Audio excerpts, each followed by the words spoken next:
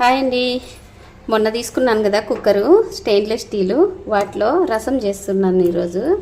అంటే టమాటకాయలు ఉడకబెట్టుకుంటున్నాను. ఈ విధంగా చూద్దాము విజిల్ అంతా ఎట్లా వస్తుందో, పర్ఫెక్ట్గా వస్తుందా లేదా అనేసి. నేనైతే రసానికి రెడీ చేసుకుంటున్నాను. టమాటా ముక్కలు ఒక 1/2 కిలో వేసుకున్నాను. చింతపండు, దీంట్లోకి కొత్తిమీర కాడలు ఉంటే బాగా టేస్ట్ ఉంటుంది, కానీ కొత్తిమీర కాడలు లేవు, అందుకే నేను కొత్తిమీర వేసుకుంటున్నాను. చూడండి, రసము ఎందుకంటే కొంచెం ఎక్కువగానే చేస్తున్నాను. ఎందుకంటే సర్దిపడే కొద్దీ, అంటే ఒకరోజు మారే కొద్దీ టేస్ట్ ఎక్కువ ఉంటుంది రసము. అందుకోసమని నేను కొంచెం ఎక్కువే చేసుకుంటున్నా. ఇది వచ్చేసేసి 2 లీటర్ల కుక్కరు, 2 లీటర్స్ది. ఇంకా చూడండి, విజిల్ వేసేటప్పుడు చూసాము. ఇది ఇప్పుడు పొయ్యి మీద పెట్టుకుంటా.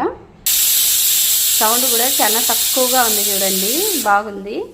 ఒక 2 విజిల్ వేపిస్తే మనకి ఉడికింటుంది. చూద్దాము ఓపెన్ చేసినాక. ఇంకొక విజిల్ వేపిస్తాను.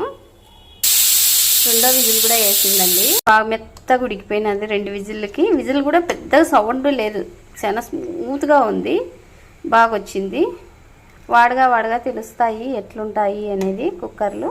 నేనైతే ఒకటి టమాటాలు ఉడకబెట్టుకున్నాను, ఇంకొకటి వచ్చేసేసి రైస్ పెట్టాను. ఇది 5 లీటర్ల కుక్కరు, రైస్ పెట్టాను దీంట్లోనూ. అయిపోయింది, ఒక విజిల్ వేయించాను. చూడాలి ఎలా ఉంటుంది అనేది రైసు.